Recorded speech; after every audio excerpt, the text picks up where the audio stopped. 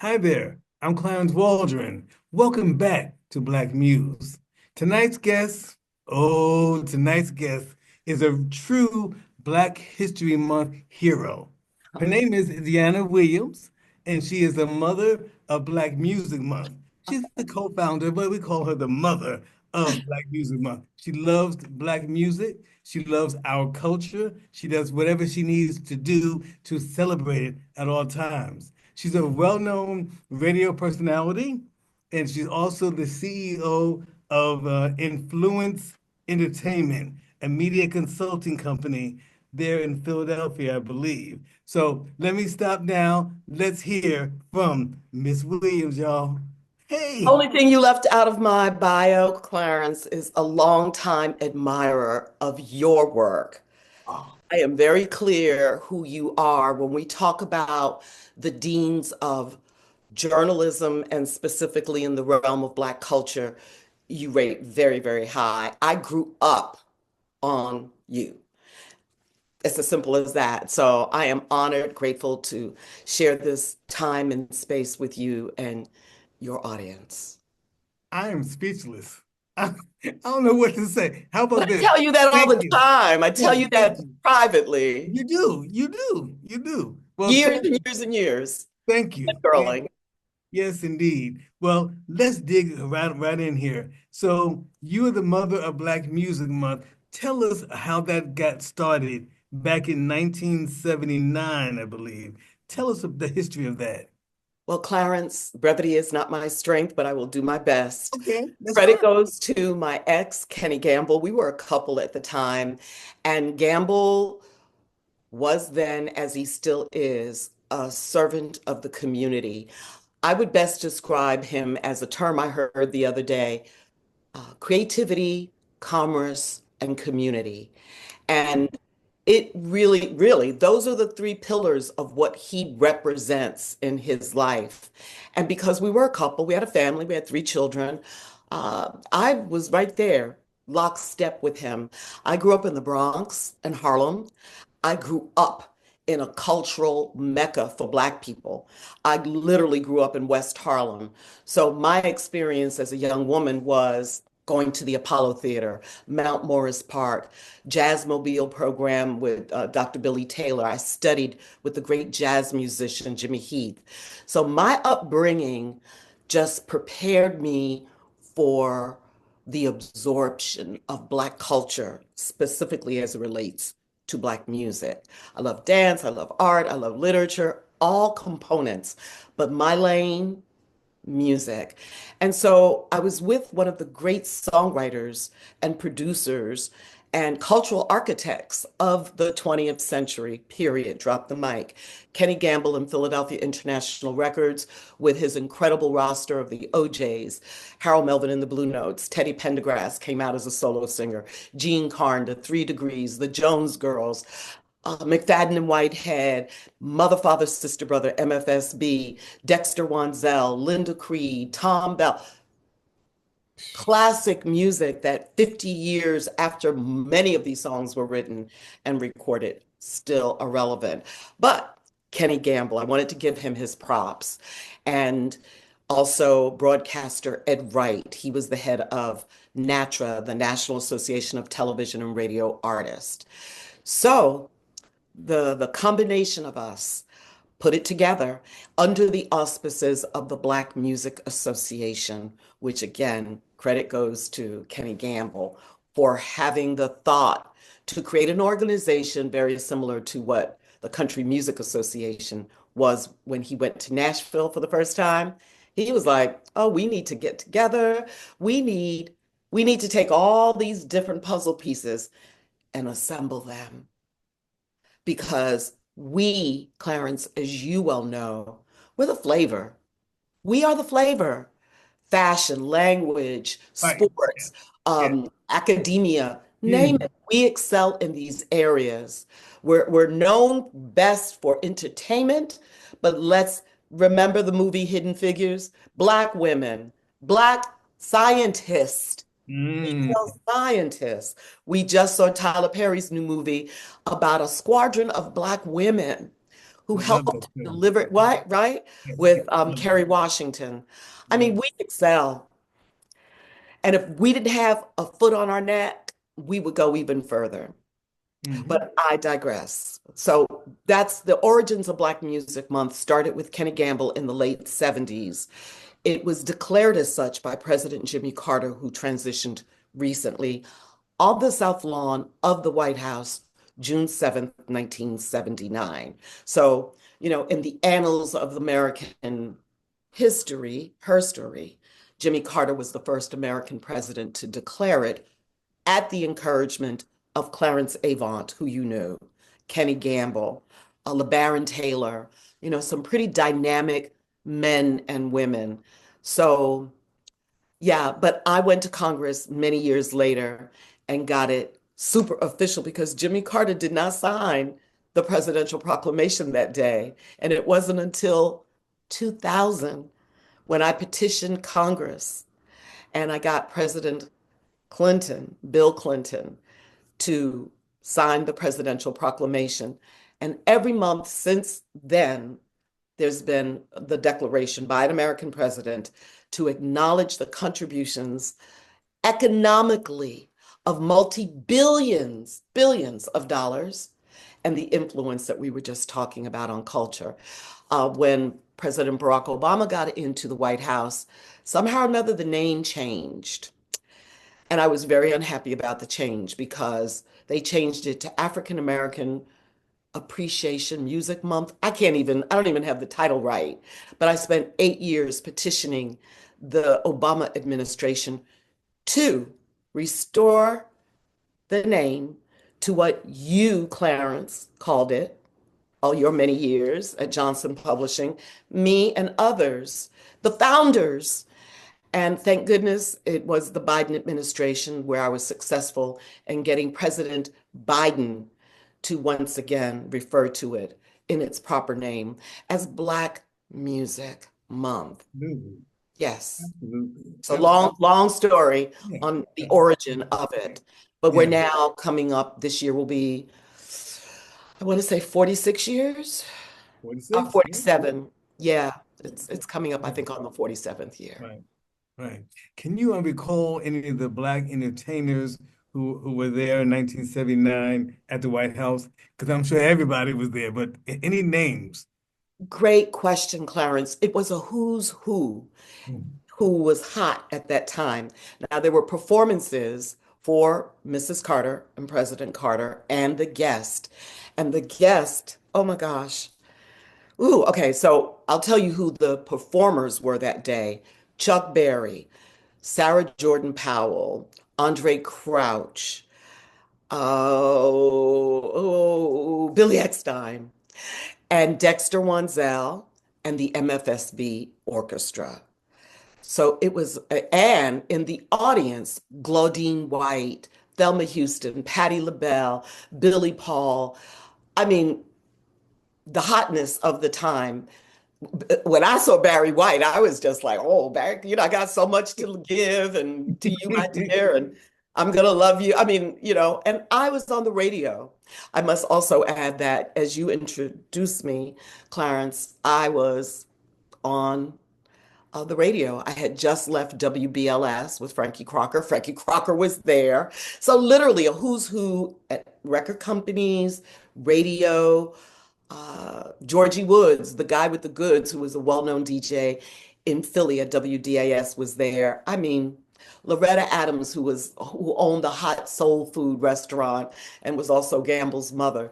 So there were all these celebrities from different walks of the industry in attendance that day. And last year, I had the honor of co-curating with my goddaughter, Laia St. Clair, an exhibition on that first day.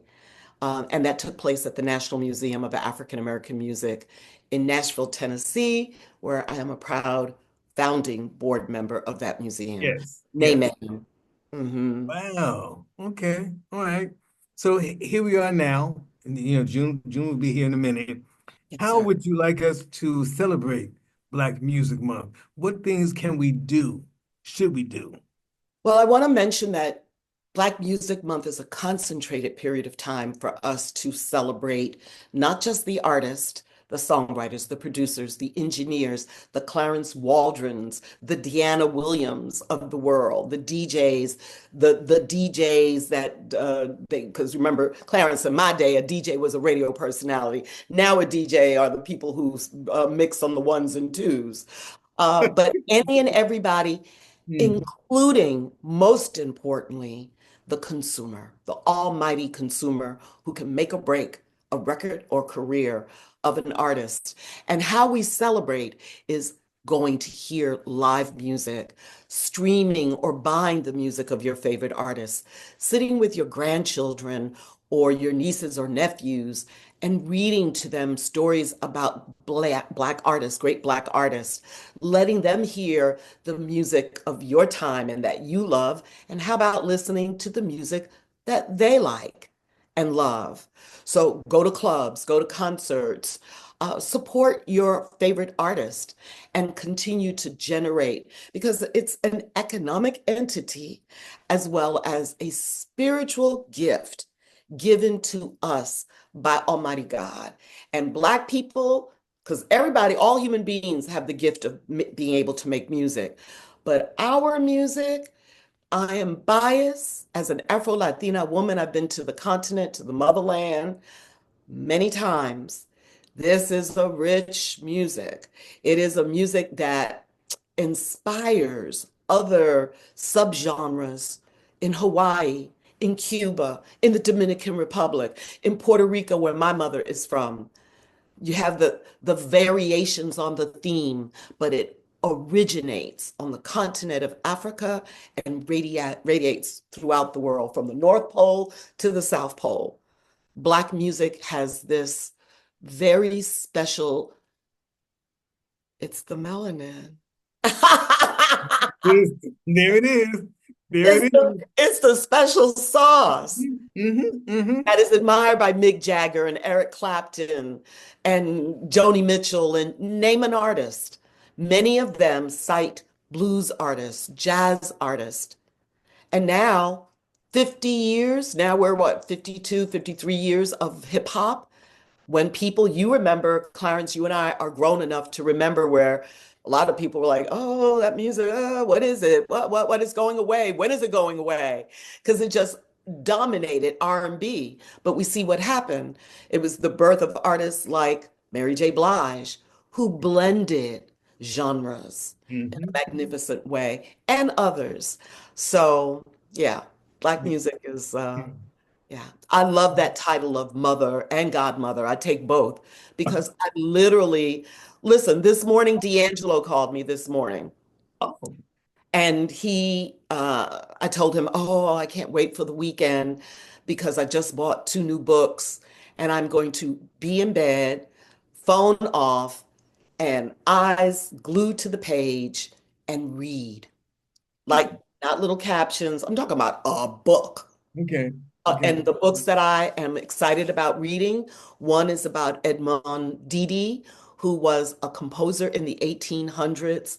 Clarence, last night in New York at the Rose Hall at Jazz at Lincoln Center, they launched this opera that he wrote back. He was a free man of color.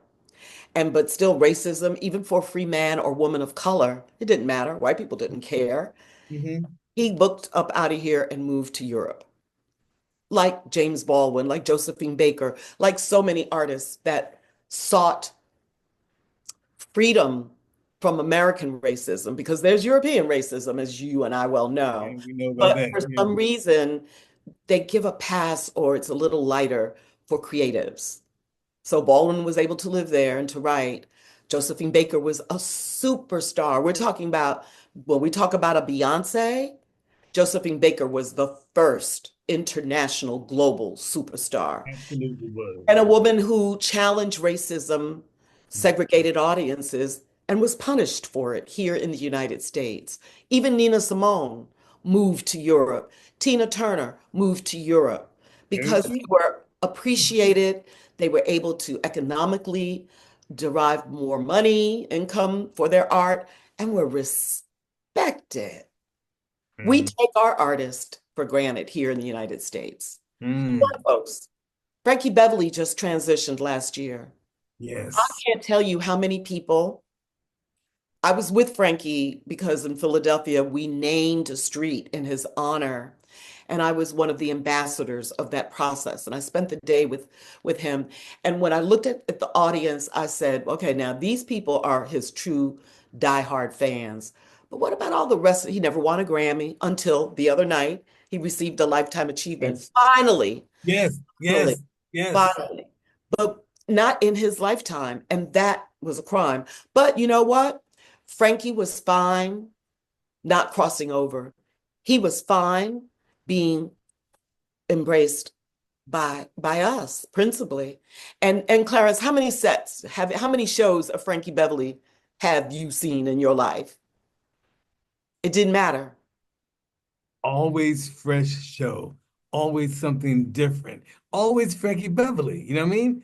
And I saw him very recently as well. Did And you? it wasn't his best show. Uh-huh. Guess what? We loved him still. We'll sing the songs for you. You know? And that's what happened. Because Yes. I too went to a concert and I was like, he shouldn't be singing. He's not singing. He was getting on, he was losing his voice, and he transitioned. But he wanted to do that farewell tour. He wanted to say goodbye and thank you to audiences across the country.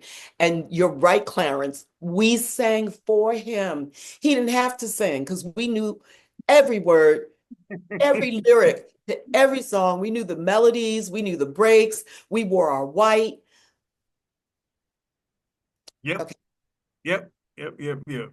I mean, before we move on, why did y'all choose the month of June for Black Music Month? I'm just curious. Another great question. And I've asked that question too. And I believe Mhm. that that's when the president was available and free. It happened to be that period of time. So just we took it over. Now, of course, Pride Month is celebrated in June as well. And I'm very pleased because I had the blessing of attending the first Juneteenth national celebration on that very South Lawn that I was on as a young 20-something-year-old woman with Kenny Gamble and that aggregation of people throughout the industry. I returned to that South Lawn and heard President Biden say, Juneteenth, in June, Black Music Month. And I almost fell out my chair. I was with a group of people that I had invited as guests, and they were all like, yes, President Biden said June, Black Music Month. Yes. Yes, yes, yes, yes. Fine. With today's singers and musicians now, do you like what you hear, what you're seeing now? Do they have an appreciation of those who came before? Hmm.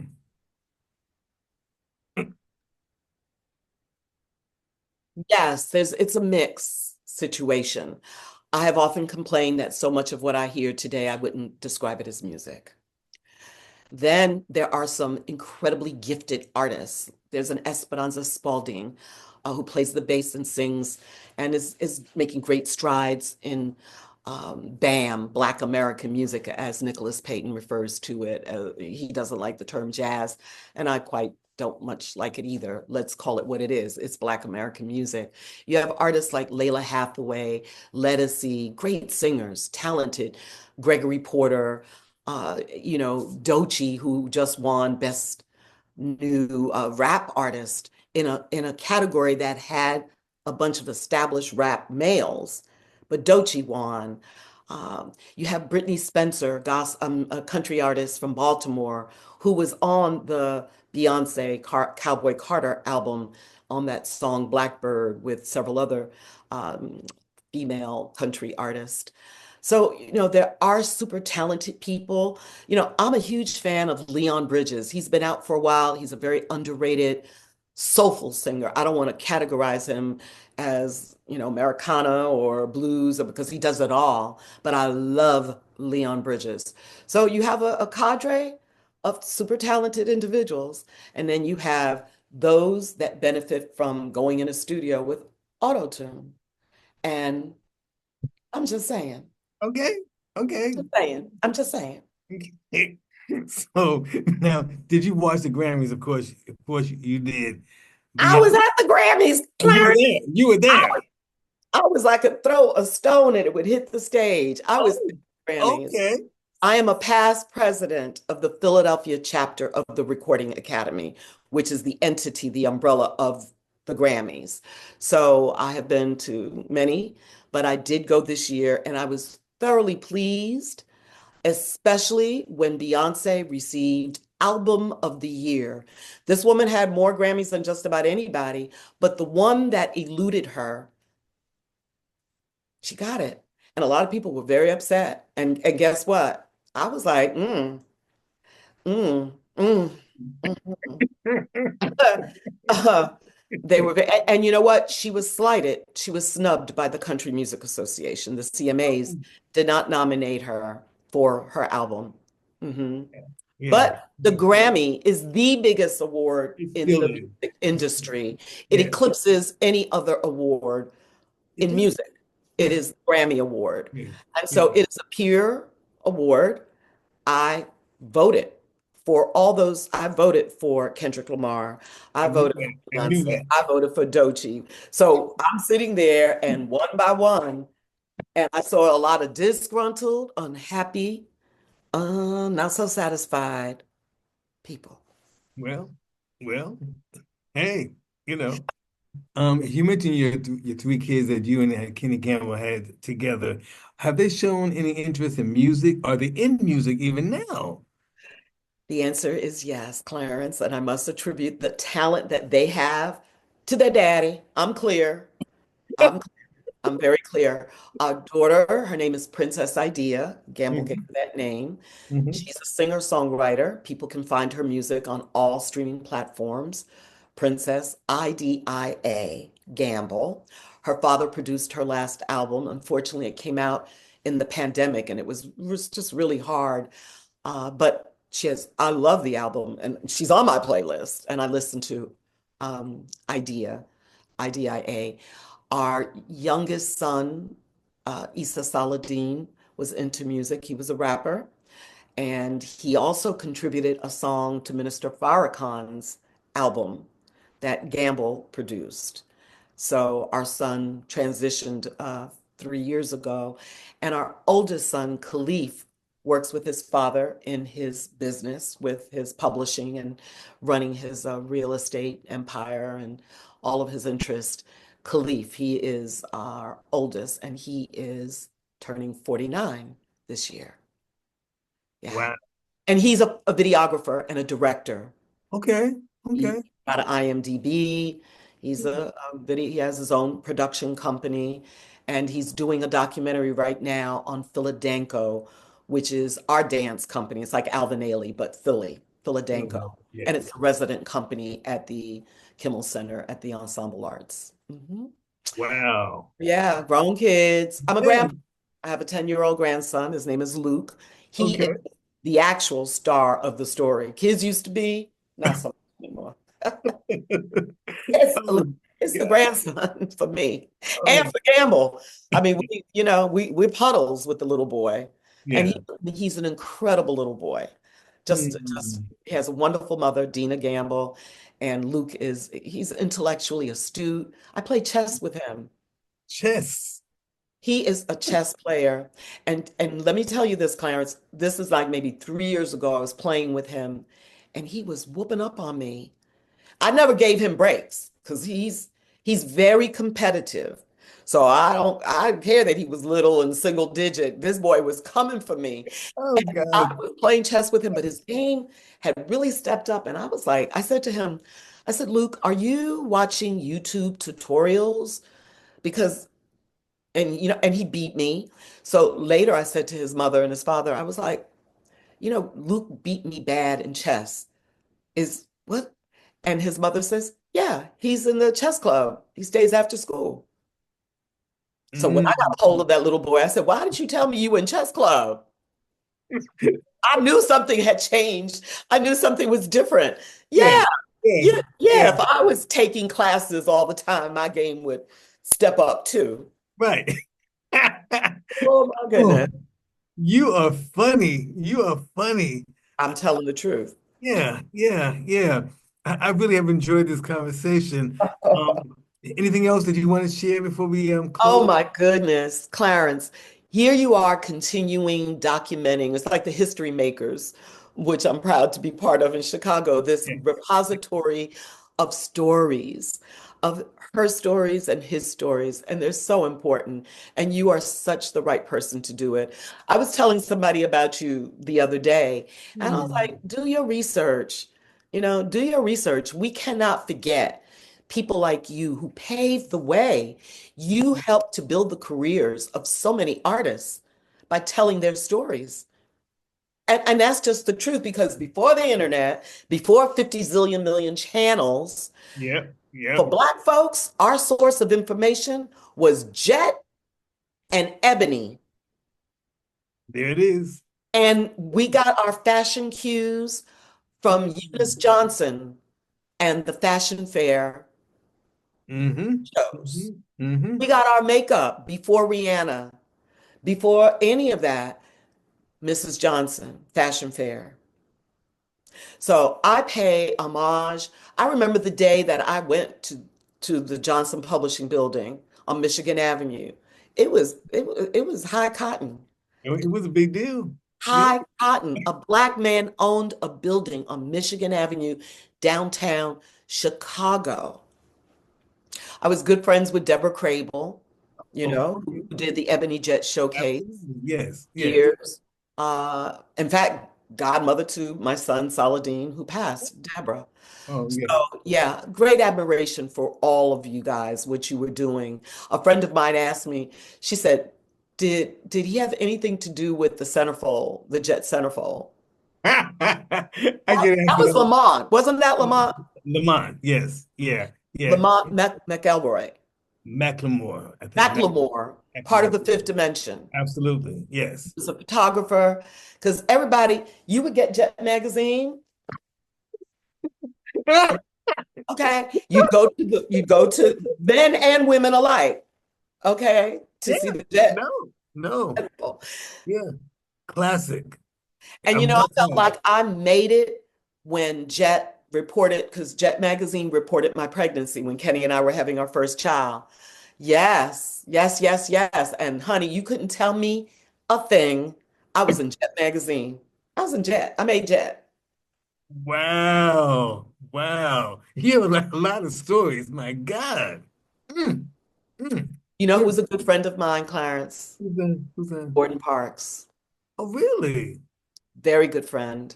Okay, okay. So as a young teen growing up, I went to the exhibition Harlem on My Mind. And it's where Ooh, I first saw Gordon's work as a photographer. yes. Then, of course, he did the Learning Tree based on his life. And I also saw the work of James Vanderzee, who was a noted photographer. Uh, Absolutely. and you guys had Moneta Sleet Sleep. Jr. Yes, yes. Yeah. He took my picture one time. I Oh, can't find it, but I was like, all I know was that I was photographed by one of the greatest photographers. And but Gordon, I saw Gordon's work, and I mm. always longed to meet him. And I might add that I've met tons of famous people, lots of celebrities. Like I'm I sure. said, I'm at sure. our at Philly International, we had a ton of celebrities, but presidents, all that kind of stuff. But it was Gordon Parks. That's who I wanted to meet. And I would ask people that I knew, do you know Gordon Parks? Do you know Gordon Parks? And I kept asking, asking, but was told, can't remember who told me where he lived.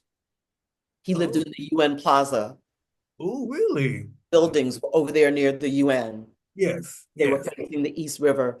So I sent a FedEx, Gordon Parks, the address of the building.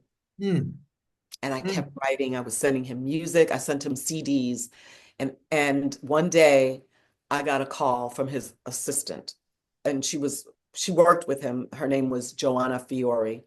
And she said, Miss Williams, Mr. Parks would like to invite you to lunch. Hmm. And I can hear you screaming. I can hear you cutting up. Oh my God. Mm, mm. Every time, and you know how sometimes when you want to meet somebody, you can meet them and they can be the worst disappointment. Yes, yes. Such was not the case. Mm, He was beautiful, mm. beautiful for a person so successful. His humility was moving. The man was a composer, a musician. He played the piano quite beautifully. He was an author, a director. Uh, did I say the first Black man photographer at Life magazine? Yes. He wrote Complete multiple books. Renaissance man. Complete Renaissance. That's exactly Clarence, what he Complete, was. He was a complete. Renaissance man. And fine as the day was long, so we became very dear friends to the point where at his memorial service at Mm, Riverside Church, his mm. daughter came over to me and my girlfriend, Teresa Sanders, and she said, "My father loved you." And my girlfriend standing there, I was like, "Well, I loved your father." And it was such a compliment. He Mm. spoke about me to his daughter. Right, What? right, She knew who I was. And right. I just was mind blown because again, this was the only person that I ever wanted to meet. And there was another person.